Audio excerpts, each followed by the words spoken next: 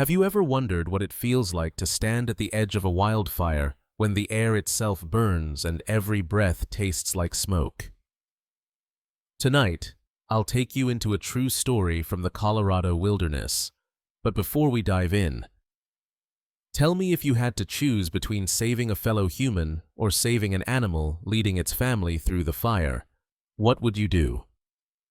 Think about it, and don't forget to subscribe, because these stories are more than entertainment. They're about survival, about life itself. The night sky is red, trembling with heat. Pines explode like fireworks, sending embers spiraling upward. A wall of flame roars louder than thunder. Through the suffocating smoke, a firefighter pushes forward, gear weighing him down, boots sinking into ash. His mask fogs, his radio crackles. Every sense screams turn back, but he keeps moving.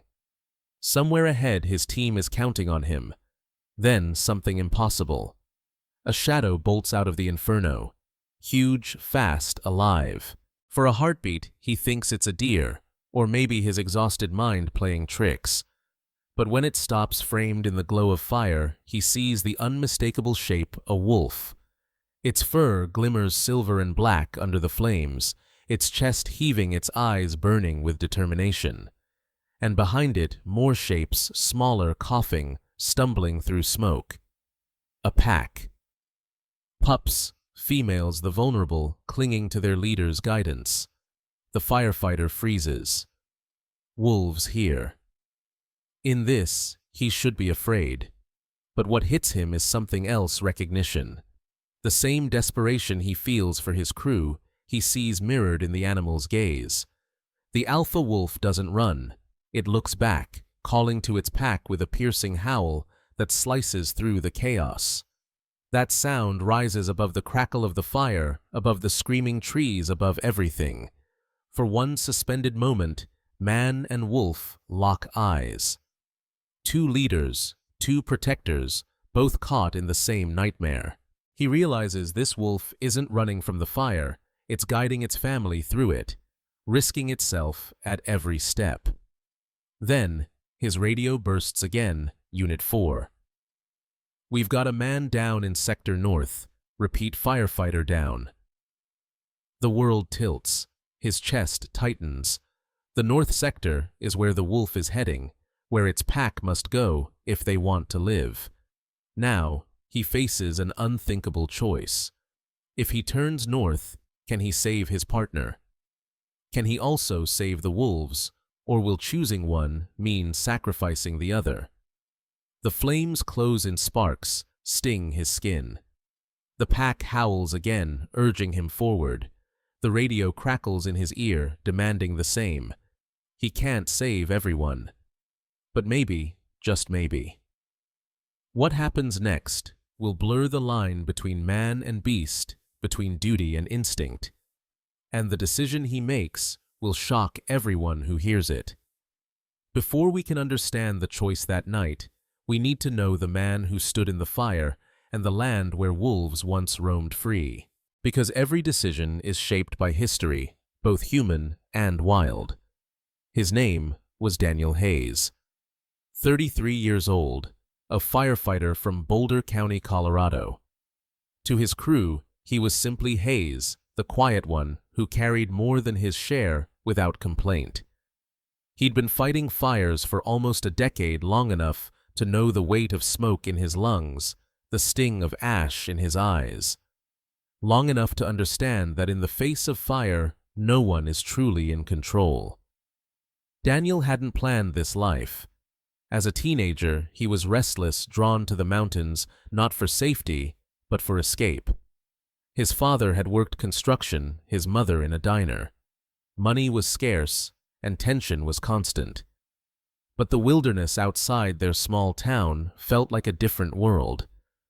In the forests of Colorado, Daniel found silent strength and a sense of belonging he never felt at home. When wildfires began to intensify in his 20s, destroying neighborhoods he'd grown up around, he joined the fire service. Not out of heroism, he would say, but out of necessity, because if no one fought, everything would burn. The summer of this story was brutal. Temperatures had soared past records, and lightning storms rolled across the Rockies, sparking fires faster than crews could contain them.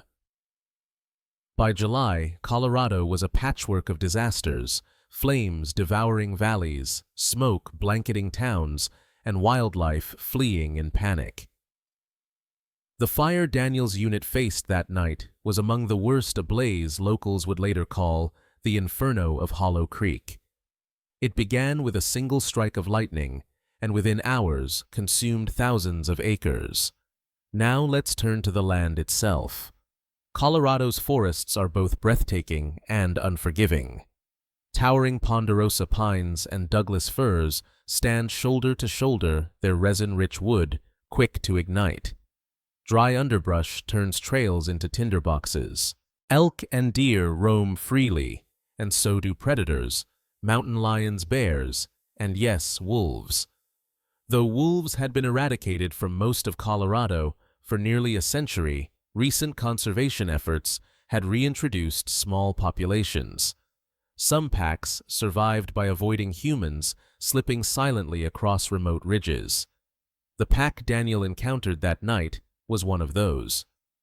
Led by a massive alpha male, scarred by years of battles, this pack had carved out a territory near Hollow Creek. They were ghosts of the forest rarely seen, but always present howls carried on the wind tracks, pressed into snow the glint of eyes at twilight. Wolves are family animals. Their survival depends on unity. The alpha pair guiding the yearlings, hunting the pups, learning each lesson through play and imitation. To fracture a pack is to doom it. As the firestorm swept through, the wolves had nowhere left to run. Their territory, once dense with prey, turned into a furnace. Instinct drove them forward, but instinct alone couldn't save them. They needed leadership, and their alpha gave it, rushing headfirst through smoke, carving a path for the young and weak to follow. Daniel and the wolves were strangers yet mirrors. He carried responsibility for his crew. The wolf carried responsibility for its pack. Both were bound by duty stronger than fear. And fate, it seemed, would force them onto the same path. That evening, when the call came in, Daniel's crew deployed north of Hollow Creek. Helicopters had tried dropping water, but winds scattered the effort like dust. Ground teams were the last hope, digging fire lines, evacuating cabins, searching for missing residents. Daniel remembered checking his gear one last time: helmet, secure mask filter, clean axe strapped across his back. He wasn't superstitious, but he always tied his boots the same way, double knot, then one tug for luck. What he didn't know was that less than a mile away, the Hollow Creek wolf pack was making its own preparations. The alpha nudged the pups forward, urging them into a gully where smoke thinned. The mother kept them close, licking their fur to calm their trembling bodies. Behind them, the forest groaned and cracked as flames claimed tree after tree. The wolves had survived blizzards, hunger, even hunters, but fire was different. Fire gave no quarter. Two stories, man and wolf, moved toward collision. And when the wind shifted, carrying sparks and embers across their paths, the collision became inevitable. The night had already turned into a nightmare. Flames leapt 40 feet high, ash fell like snow, and every step forward felt like walking into the mouth of a furnace. But what Daniel Hayes saw next would haunt him forever. He was moving along the northern sector, his radio crackling with fragments of orders. Visibility was almost zero.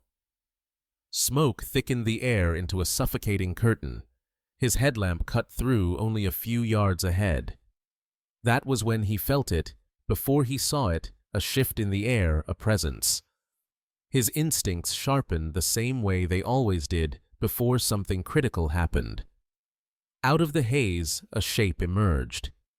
At first, he thought it was another firefighter stumbling through gear melted by the heat. But as the smoke swirled, the truth came clear. A massive wolf stood before him. Its fur glistened with sweat and soot chest rising and falling in desperate rhythm. Behind it, smaller forms huddled together, pups, their eyes wide with terror, coughing as they struggled to keep up. Daniel froze. His training screamed caution. Wolves were predators, wild, unpredictable. And yet, in that moment, fear was not the strongest thing he felt. What rooted him to the ground was recognition. The wolf wasn't attacking. It wasn't even baring its teeth. Instead, it stood between the fire and its pack, its body a shield, its eyes locked onto him. In those eyes, Daniel saw the same desperation that lived inside his own chest, the duty to protect. For a heartbeat, time stopped. Fire crackled around them, embers spiraled in furious dances, but neither man nor wolf moved. Then the wolf threw its head back and howled. The sound ripped through the inferno, pure, raw, commanding. It wasn't just a call. It was a declaration. Follow me. Live. The pups stirred, pressing against their mother's flank. The wolf turned, urging them forward, but hesitated. Its gaze flicked back to Daniel, almost as if weighing him, as if asking, "Will you block our way? Will you help?" Daniel's heart pounded. His radio blared suddenly, Unit 4 Firefighter down in the North Sector. "We need support now." The words collided with what he saw. North Sector, exactly where the wolf was heading, guiding its pack. His partner was out there, trapped, and so was the only escape path for the wolves. He gritted his teeth. What choice was this? To save his fellow man, he would have to plunge deeper into the fire, right into the wolves' path. To save the wolves, he would risk delaying help to his teammate. Could he do both? Could he risk everything? The fire roared, closing in. Sparks stung his exposed skin. He looked at the pack again. The pups stumbled, their tiny bodies shivering from exhaustion and fear. He remembered his own childhood, his younger sister crying in the dark when their parents fought, how he had promised her he'd always protect her. That same promise lived in the wolf's eyes now. Decision surged through him. Daniel took a step forward, lowering his axe, his voice muffled through the mask but steady. The wolf blinked, then leapt forward, clearing a path through smoke and fire. The pack followed, darting past Daniel, paws pounding the scorched earth. He turned with them, running north. Not against them, not chasing them with them. As they pushed deeper into the fire line, Daniel could hear two sounds clashing in his ears, the frantic howl of the wolf urging its family forward, and the urgent crackle of his radio calling for help. Both sounds drove him, pulled him toward the same direction. He wasn't choosing one life over another, he was gambling on saving them all. When he finally broke through the wall of smoke into a small clearing, he saw it, his crewmate pinned beneath a fallen pine, flames inching closer. The man's mask was half melted, his breaths shallow. Daniel rushed to his side, dropping his gear to leverage the trunk. But before he could act, another sound ripped through the chaos, a growl. The wolf had returned, standing at the edge of the clearing, not aggressive, not threatening. Its eyes locked on Daniel, then flicked to the trapped firefighter, then back again. As if it understood, as if for one surreal moment they were allies. Daniel grunted, muscles straining as he shoved against the burning trunk. The wolf barked sharply, and the pack, now sheltered at the far edge of the clearing, stayed still, waiting. With a final heave, the log shifted just enough for him to drag his partner free. The fire was closing in. They had seconds, maybe less. Daniel looked up, and there it was again, the wolf. Leading, waiting, demanding they move. And so man and wolf, firefighter and alpha, ran side by side through the inferno. Each step a defiance of death. Each breath a gamble. Each heartbeat a vow: protect the lives behind you. What they didn't know was that the worst was yet to come. They had escaped the clearing, but the fire was not done with them. Survival was never a single moment of triumph. It was a series of brutal trials, each more unforgiving than the last. Daniel half-dragged, half-carried his injured crewmate through a labyrinth of burning timber. The man's gear smoldered, his breaths shallow. Smoke clawed at their throats, heat blistered their skin. Every step forward was an act of sheer will. And then there were the wolves. The Alpha moved ahead, scanning the path with sharp eyes, darting left, when flames surged, circling back, when the pups lagged. The mother nudged the young with her muzzle, urging them onward. Their paws burned on the scorched earth, their fur singed by flying embers. They were on the edge of collapse. Daniel should have been terrified of them, but in the chaos, fear had no room.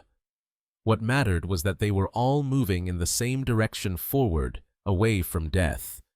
Man and wolf carrying their wounded, leading their young. Parallel lives colliding in fire. Hours blurred into fragments. A tree crashing down, forcing them to detour.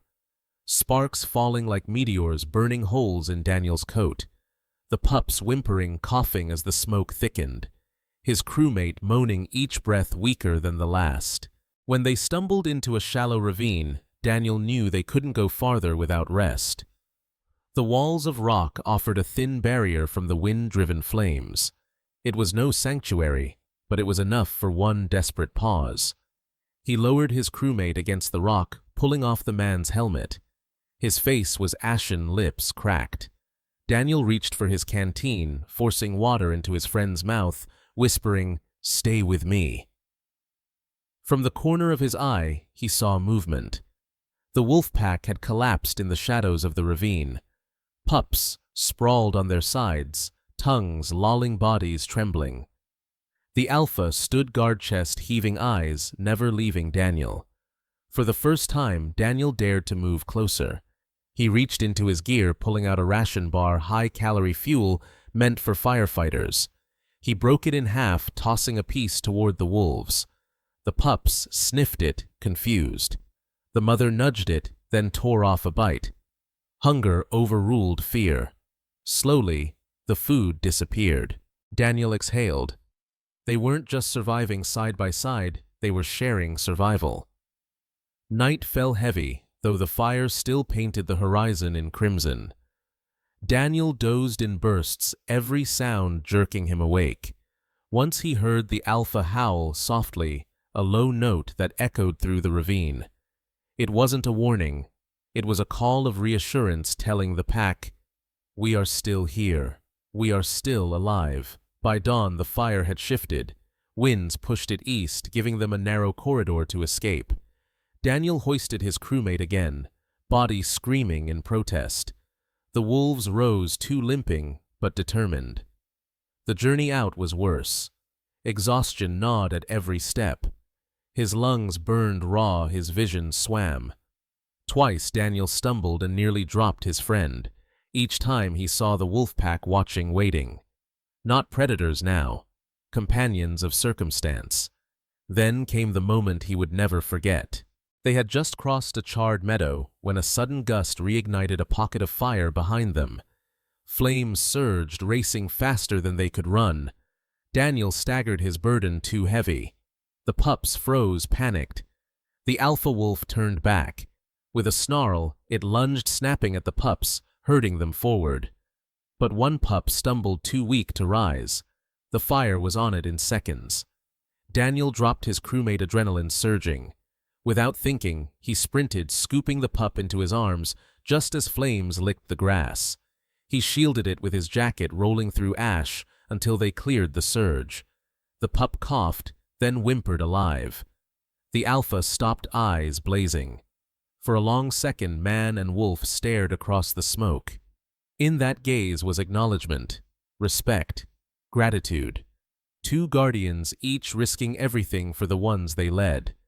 Daniel returned the pup, setting it gently beside its mother. She licked the pup's face, tail low but steady. The alpha raised its muzzle and let out a long, defiant howl, one that cut through the smoke like a banner of survival. By the time they reached the fire line, other firefighters had pushed through with equipment. Helicopters thundered overhead, dumping water in sheets. Daniel collapsed, his crewmate lifted onto a stretcher. Medics swarmed. But even through the chaos, Daniel looked back. The wolves were gone. Not vanished into myth, but into the forest, limping, battered, but alive. The last thing he heard was their fading howl, a sound that echoed in his bones. In that fleeting alliance, man and wolf had shared fire, fear, and survival. And though their paths now split, the bond forged in flame would not be forgotten. Survival was never a straight path. Every mile Daniel carried his partner. Every paw print the wolves pressed into ash was borrowed time. The fire had spared them once, but nature wasn't finished testing them. By the third day, the Hollow Creek wildfire had consumed more than 50,000 acres. Entire ridges had collapsed into smoking skeletons. Rescue helicopters buzzed overhead, but the smoke was too thick, the terrain too jagged. Ground teams were scattered, communications fractured. Daniel and the wolf pack were caught in a pocket of wilderness that had become an island of destruction. At first, Daniel thought they had made it. He had guided his crewmate toward a rocky canyon, a narrow cut in the land where the flames couldn't easily reach. But as he lowered the man against the stone, he felt the ground trembling. A new threat was coming, not of fire, but of the land itself. High above, weakened by the blaze, an entire slope gave way. Rocks sheared loose, tumbling in a landslide of burning debris. The roar was deafening, louder even than the wildfire. Daniel spun, eyes wide. The wolves froze, too, ears flat, instincts screaming. "Move!" Daniel shouted, though no one could hear him through the chaos. He lunged, dragging his crewmate toward the canyon's mouth. But the ground buckled beneath him, stones slicing past. A boulder crashed where he had stood seconds before, exploding into shards. The wolves scattered, the alpha barking commands in sharp howls. Pups scrambled the mother, snapping at them to keep moving. Yet the slide was faster. Dust and fire surged together in a wall of death. Daniel knew they couldn't outrun it. Not like this. The canyon was too narrow, the debris too close. His gaze darted, searching desperately, and there, through smoke, he saw it, a shallow cave in the rock wall, half hidden by brush. He didn't think. He acted. Heaving his partner onto his shoulders, Daniel sprinted, every muscle screaming. Rocks pelted his helmet. Sparks burned his arms. He barreled into the cave, collapsing just inside. The world outside thundered as the landslide slammed past. And then, out of the smoke, the alpha appeared. Its fur was matted with ash, its eyes wild, but it was alive. One by one, the rest of the pack darted inside, pups yelping, the mother nudging them, in the yearlings panting hard. The cave filled with the heat of bodies, human and wolf, pressed into the same darkness. For long minutes, the world was nothing but sound. Rocks crashing, flames crackling, the mountain groaning. Daniel braced himself over his partner, shielding him. The alpha braced at the entrance, growling at the storm, as if it could hold it back. When the noise finally faded, silence fell heavy. Only the rasp of breathing filled the cave. Daniel lifted his head. Through the entrance, he saw the slope outside, transformed trees, flattened rocks, scattered fire raging farther down the valley. The path they had come from was gone. But they were still alive. It should have been relief. Instead, a new problem rose. The cave was small, the air thinning fast. Smoke seeped in, suffocating. If they stayed, they would choke. If they left, they risked walking into fire and unstable ground. Daniel coughed, eyes watering. His partner wheezed, barely conscious. The pups whimpered, curling against their mother. And then, as if sensing the decision, the alpha moved. It pushed forward, slipping out into the smoke. Daniel watched, stunned. Moments later, the wolf howled, a deep, resonant call, not of despair, of direction, a signal. Daniel staggered to the entrance. Through the haze, he could see the alpha standing on a ledge, tail-high, gaze locked north. There, faint but real, a break in the smoke. The wind had shifted again, clearing a corridor through the fire. A path out. He had no choice but to trust. With every ounce of strength left, Daniel lifted his partner again. The wolves surged forward, following their leader. Man and wolf moved as one unit, weaving through burning ruins, dodging falling branches. When Daniel faltered, the wolves slowed too, as if matching his pace. When the pups stumbled, he shielded them, carrying one under his arm until it could run again. The fire closed in from both sides. Heat pressed against them, stealing breath. Ash coated their skin, their fur. And yet, they pressed forward, following the alpha's call. At last, they broke through. The smoke thinned, the air freshened. Ahead lay a stretch of blackened meadow, charred but free of flames. Beyond it, distant lights flickered, the perimeter line of fire crews, safety at last. Daniel collapsed to his knees, dragging his partner the final yards. Medics rushed toward him, shouting orders, pulling them to safety. He felt hands on his shoulders, voices in his ears. Relief swelled, and yet he turned back. The wolf pack had stopped at the meadow's edge. The alpha stood tall, pupils glinting in the firelight. The pups gathered, close tails tucked. For one long, unbroken moment, the wolf and the man stared across the distance. No words, no gestures, just a shared truth they had survived together. Then the alpha threw back its head and howled. The sound rolled across the meadow, cutting into the night. Daniel closed his eyes, letting the sound wash over him. By the time he looked again, the wolves were gone, vanished into the smoke, back into the wilderness that had birthed them. But their presence lingered, carved into his memory. The fire had destroyed so much, yet it had also created something no flame could burn away: an understanding. The fire was eventually contained. Weeks later, Hollow Creek was no longer a blaze, but a scar, a vast stretch of blackened earth where pine forests once whispered in the wind.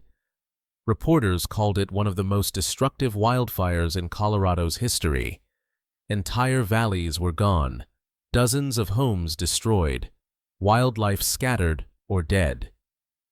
Daniel Hayes survived, but survival came at a price. His crewmates spent months in recovery, and Daniel himself carried burns across his arms and back. Yet what haunted him most wasn't the fire. It was the silence that followed. Because no matter how many times he closed his eyes, he could still hear that howl echoing through the flames. When he finally spoke about the wolves, the reaction was not what he expected. At first, his fellow firefighters listened in stunned silence. But word spread quickly, and soon the story reached beyond the crew. Local newspapers picked it up. Firefighter claims Wolfpack helped him escape blaze. Headlines ran with it, some mocking, some sensational. Within days, state wildlife officials called.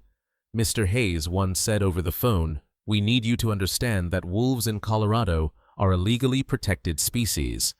Interactions with them must be reported. Any attempt to feed, handle, or interfere with wild wolves is against policy." Daniel clenched his jaw. He hadn't interfered. He hadn't fed them on purpose, except that ration bar. He hadn't touched them, except for the pup he carried from the fire. But he knew that in the eyes of the law, those moments mattered. Meetings followed. Conservation officers pressed him for details. Where exactly had he seen them? How many wolves did he have photographic evidence? Was he certain they weren't coyotes? His answers were plain. He knew what he had seen. He had looked into the alpha's eyes, carried its pup in his arms. No mistake. But certainty was not enough. Officials worried about public reaction. Local ranchers had long resisted wolf reintroduction, blaming predators for livestock losses. Now, if word spread that a wolf pack had survived the wildfire living near communities, the backlash could be fierce. At a town hall meeting weeks later, tensions boiled. Ranchers stood, fists clenched, demanding guarantees that wolves wouldn't threaten their herds. Environmentalists countered, arguing that wolves were a symbol of resilience, a natural part of the ecosystem, proof that life could endure even fire. Daniel sat in the back, scarred hands folded, listening as his story became a battlefield. When he finally spoke, the room fell silent. "I don't care what side you're on," he said, voice steady. "I was there. I saw a pack fight to save their young, the same way I fought to save my brother in arms. That fire didn't care if we were human or wolf. It tried to kill us all, and we survived together. You can argue law, argue policy, but don't tell me they don't belong here. They do, because they fought for it." The words sparked both applause and outrage. Some cheered him as a hero who had witnessed something miraculous. Others muttered that he was reckless, endangering people by romanticizing predators. In the weeks that followed, pressure mounted. Conservation groups begged Daniel to speak publicly, to use his story to inspire protection. State officials urged him to remain quiet, warning that unauthorized interaction with wolves could carry penalties. Ranchers accused him of fabricating, stirring up trouble. He found himself torn. The wolves had disappeared back into the wilderness, their fate uncertain.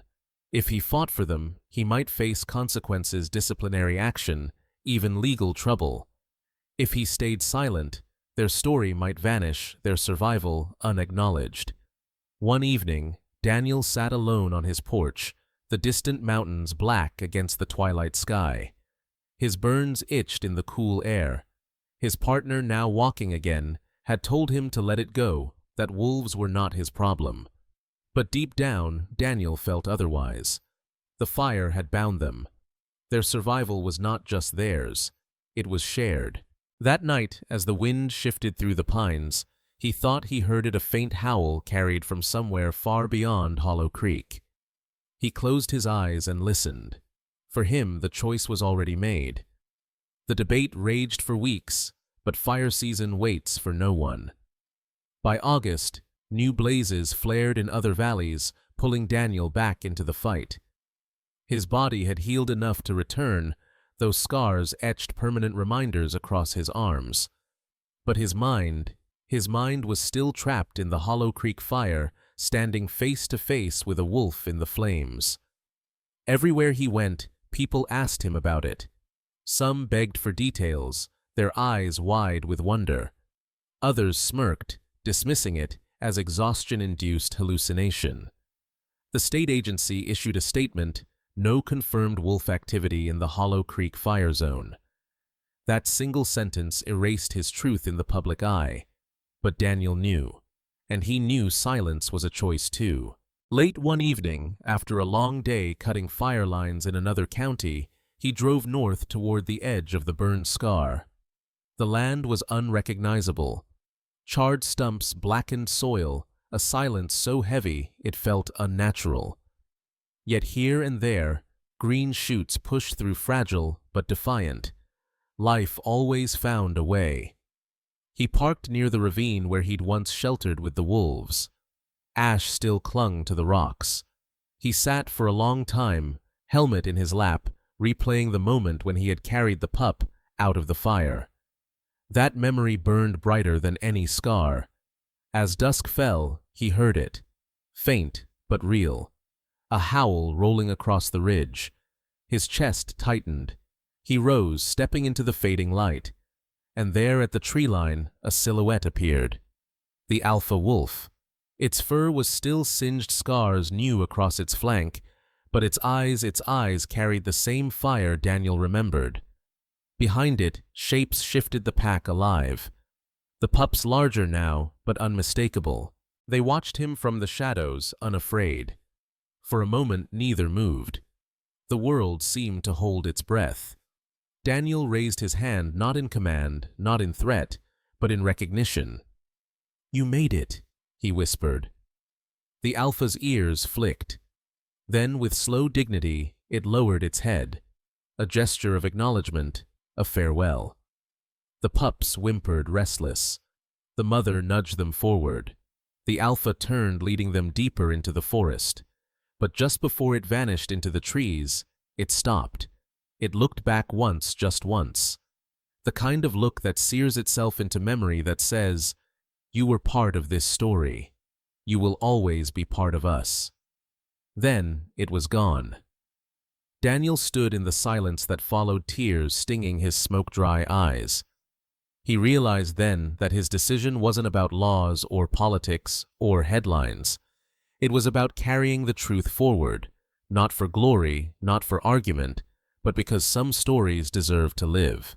When he returned home, he sat at his desk and began to write. Not a report for the agency, not a speech for the town hall. A letter to his sister's young son, who had once asked him what firefighters feared most. He wrote about fire, yes, but more about wolves, about courage, leadership, sacrifice, about how sometimes survival isn't about who is stronger, but about who refuses to give up, whether human or wolf. He ended the letter with a single line. Remember, when you hear a howl in the distance, it might not just be an animal calling to its pack. It might be a reminder that you too are never truly alone. The next morning, he sealed the letter, placed it in a box, and tucked it away. The world didn't need to believe him, but the story would survive. And so in his heart he said goodbye, not in grief, but in gratitude. The wolves had returned to their wild, and he to his duty. Paths diverged, but the bond remained unspoken, unbroken. Months passed. The scars of the Hollow Creek fire healed slowly on the land and on Daniel himself. Where forests had once stood, fields of ash stretched for miles, but among the blackened stumps green returned, shoots of grass, stubborn wildflowers, the slow resilience of life pushing back against destruction. Daniel returned to duty quieter than before, but steadier too. His fellow firefighters noticed. He no longer rushed into danger blindly. He weighed risks differently, as if remembering that survival wasn't only about courage, it was about carrying others with you. His crewmate, who had nearly died under that fallen tree, eventually recovered. The man often asked Daniel about that night, about how he'd dragged him out. Daniel never spoke of the wolves in detail. He just said, "We weren't alone." And though his partner never pressed, sometimes he caught the look in Daniel's eyes, the kind of look that meant more than words could carry. News of wolf sightings began trickling in by late autumn. Hikers claimed they'd heard howls near Hollow Creek. Trail cameras captured fleeting images, a large black and silver male scar across its flank, leading a small pack. Conservation officials, pressured by growing evidence, confirmed it quietly. Yes, wolves had survived the fire. Yes, a pack had established itself on the edges of Colorado wilderness once more.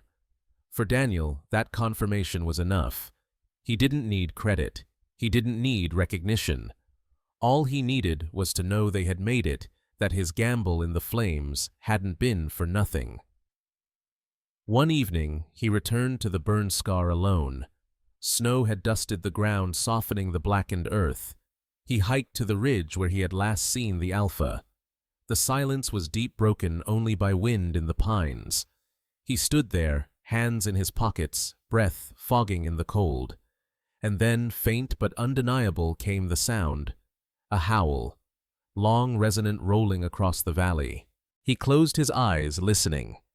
When he opened them, he thought he saw movement at the tree line, a flash of silver fur, the glint of eyes watching. He didn't move. Neither did they. It was enough to know they were there.